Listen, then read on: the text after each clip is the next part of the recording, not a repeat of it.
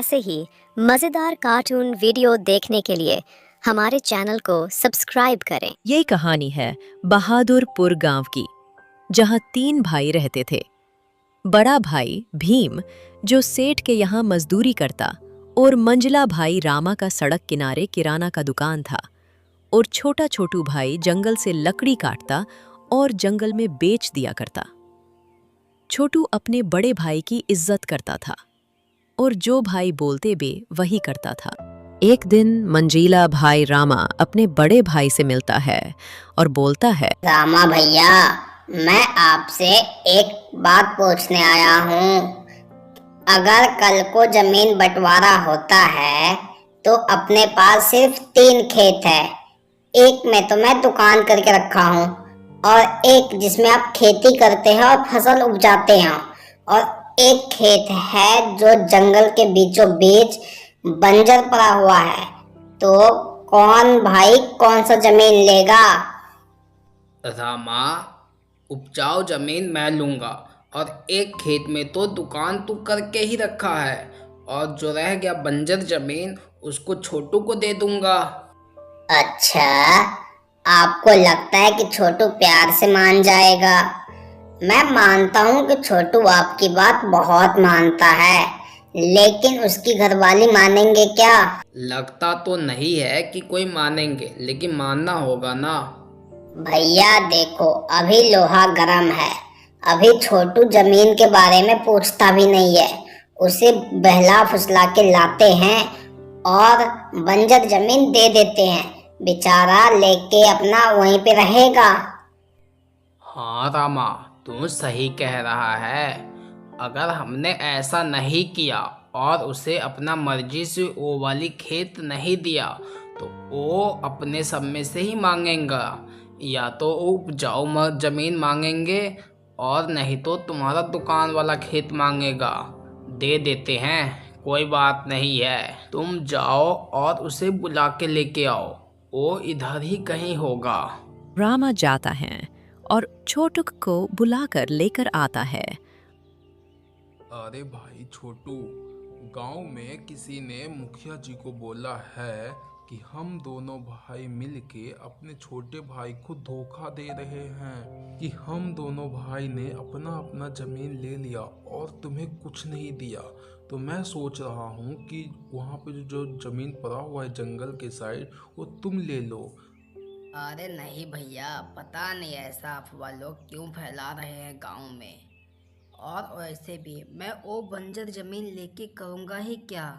अब हमें नहीं पता कि लोगों को क्या मिलता है अफवाह फैला के, लेकिन जब मैं खेती स्टार्ट किया था तो अपना ये ज़मीन भी बंजर था। सब कहते थे कि इस पे खेती संभव नहीं है, लेकिन मैं अपना मेहनत किया और ये खेत बहुत अच्छा उपजाऊ बना।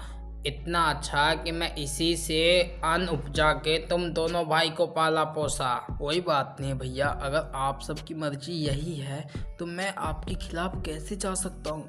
मुझे वो खेत पसंद है। छोटू खेत लेने के लिए तैयार हो जाता है और वहां से चला जाता है। छोटू घर जाता है और सारा बात अपनी बीवी राधा को बताता है। हे भगवान, हम तो बर्बाद हो गए। खुद ही तो दोनों ने उपजाऊ जमीन ले लिया और हमें बंजर जमीन थमा दिया। वहाँ पे जानवर के अलावा कोई इंसान भी नहीं जाता है, और हम वो जमीन लेकर करेंगे भी क्या? उस पे तो कुछ भी नहीं होती है। मैं अभी जाती हूँ उन दोनों के पास। अरे नहीं राधा, आप मत जाओ। आप वहाँ जाने से कोई फायदा नहीं, क्योंकि वो लोग मानेंगे नहीं। और अगर तुम जाती हो तो फिर वो लोग ये बोलेंगे कि पति बोल के गया कि मुझे वो खेत चाहिए और पत्नी बोल रही है कि नहीं चाहिए। अब रहने दो, हम वहीं पे कुछ भी करके गुजारा बसारा कर लेंगे। छोटू राधा को बहुत समझाता है। राधा मान जाती है। छोटू और राधा घर बनाकर उसी बंजर खेत में रहने लग जाता है, जहां दूर दूर तक कोई इंसान का नाम निशान नहीं था। हे भगवान, हमारी फूटी किस्मत। जब से हमने इस इंसान से शादी किया है तब से तो मेरी कर्म ही फूट गया है। पहले कम दुख था जो या उनकी भाइयों ने हमें जंगल में रहने के लिए भेज दिया है, जहाँ दूर दूर तक कोई इंसान नहीं नजर आती है। कौन सी जन्म की बदला ले रहा है इनका भाई हमसे। छोटू चुपचाप अपने भाइयों की बुराई सुनता रहता है, पर पलट के अपनी बीवी को एक बार भी जवाब नहीं देता है।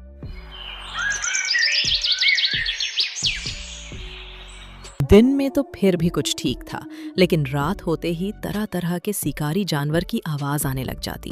दिन में धूप और रात में इन जंगली जानवरों की आतंक। यहाँ पर एक आदमी नहीं रहता जिससे बात कर सकूं। तुम्हें बनना है भाई वाले तो बनो, हमें हमारी मम्मी पापा के पास छोड़ दो, मुझे नहीं मरना इन जंगलों में। छोटू की बीवी छोटू को बहुत भला बुरा सुनाता है, लेकिन छोटू लाचार रहता है और कुछ नहीं बोलता।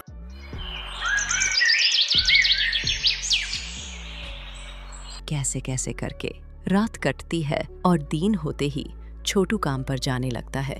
तभी राधा बोलती है, कहाँ जा रहे हो इतने सुबह सुबह? जंगल जा रहा था पेड़ काटने। मैं भी चलूंगी साथ में। तुम मत जाओ, मुझे पेड़ काट के गांव में घूम कर बेचना भी है।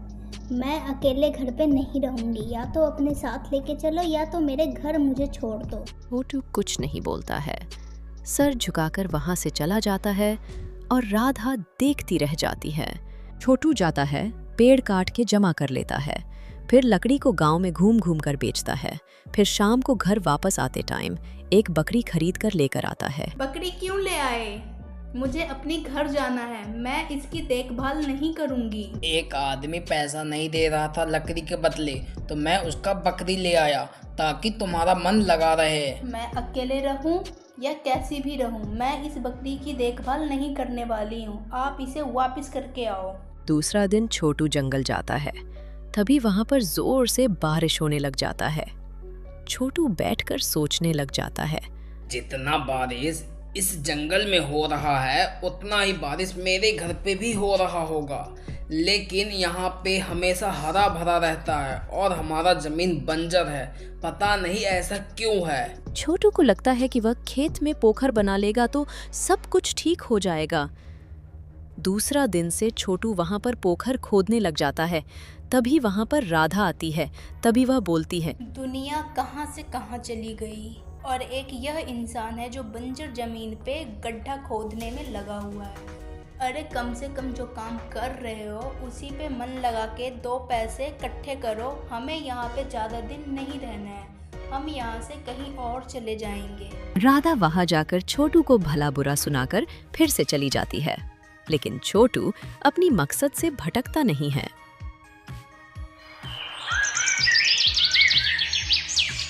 छोटू कई दिन की मेहनत करके वहां पर पोखर तैयार कर लेता है। पोखर तो बनके तैयार हो गया, लेकिन इसमें पानी नहीं है। बस भगवान की कृपा से बारिश आ जाए 1-2 दिन में, फिर देखो कमाल। कई दिन कई रात गुजर जाता है, लेकिन बारिश नहीं आती है। फिर एक दिन छोटू सो रहा था, फिर अचानक से इतनी बारिश हुई कि उसकी तालाब भर गया। जब छोटू सुबह में उठता है तो देखता है रात में बारिश हुआ था। वह दौड़कर अपनी पोखर के पास जाता है। हे ऊपर वाले, आखिर आपने मेरी सुन ही लिया, मेरा मेहनत रंग लाया।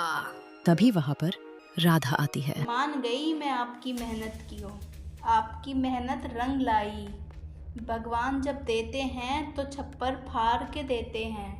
अब मुझे मछली खाने का मन कर रहा है, अब जल्दी से मेरे लिए मछली लेके आइए। हाँ, मछली तो मुझे भी खाने का मन कर रहा है, मैं जाता हूँ और लेके आता हूँ। छोटू मछली लाने जाता है।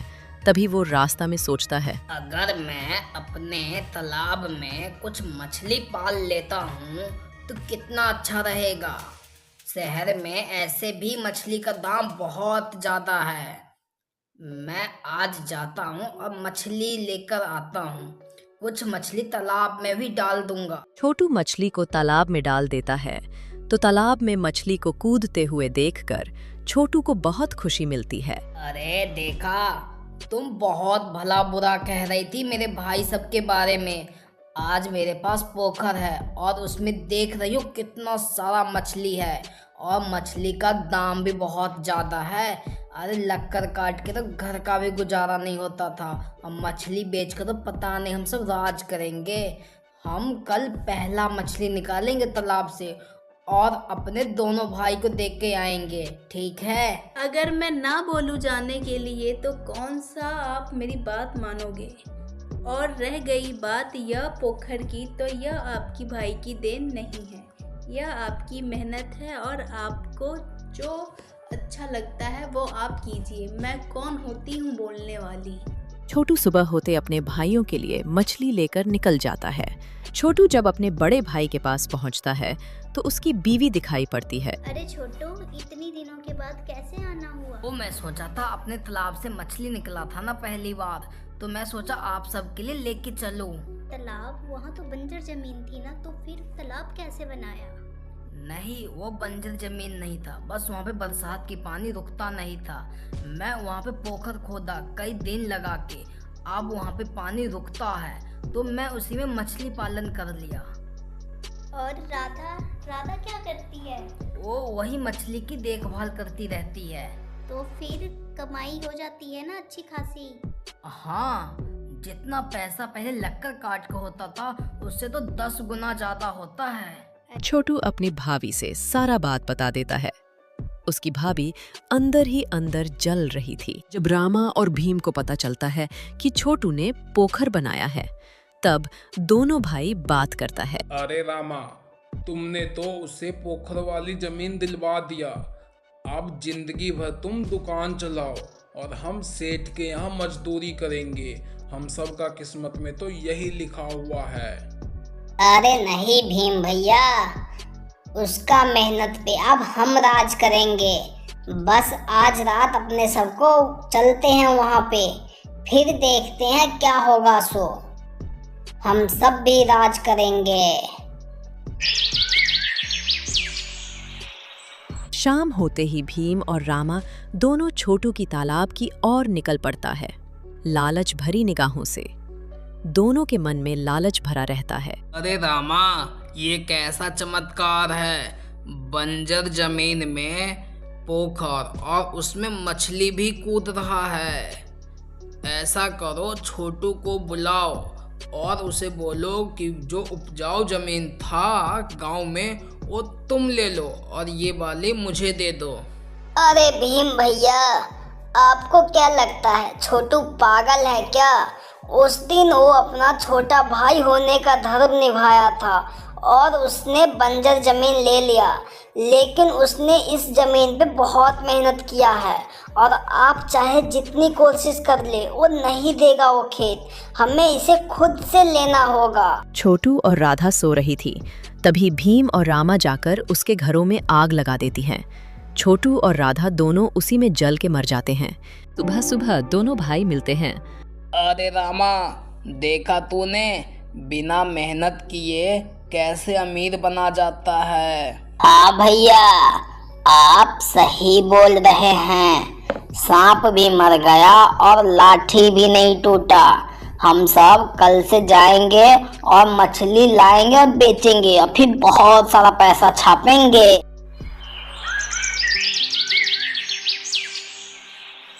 छोटू और राधा रात में दोनों भूत बनकर लौटते हैं। अरे क्या फायदा हुआ तालाब खोद के? नसीब तो होने ही नहीं दिया तुम्हारा भाई लोग। मेरे जमीन पे तुम्हारा ही नजर था और मेरे भाई सबको फंसा रही हो। मुझे तो लगता है घर में आग तू ही लगाई थी। मैं तो उस रात तुम्हारे ही पास सो रही थी, तो मैं कैसे आग लगा दिया?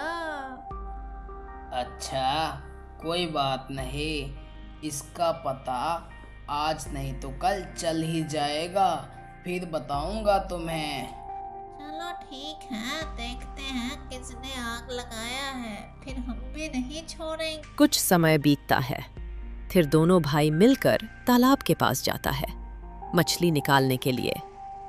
अरे रामा, देखा उस दिन अपने सबको आग लगाने से कितना फायदा हो गया। आज हम सब ये मछली ले जाएंगे और इसे मोटा दाम पर बेचेंगे। छोटू और राधा दोनों थोड़ी दूर पर खड़ा होकर उन सब की बात सुन रहा था। राजा, देखा मेरा अंदाजा? मुझे तो पहले से ही पता था कि ये करतूत तुम्हारा दोनों भाई का ही है, वही इतना गिर सकता है। हाँ राधा, तुम सही बोल रही हो। तुम्हें जो करना है करो, आज मैं बीच में नहीं आऊंगा। अब तुम देखते जाओ मैं इन दोनों के साथ क्या करती हूँ। पानी के अंदर से खून से लथपथ हाथ निकलती है और दोनों भाइयों को खींच लेती है अंदर। ऐसे ही मज़ेदार कार्टून वीडियो देखने के लिए हमारे चैनल को सब्सक्राइब करें।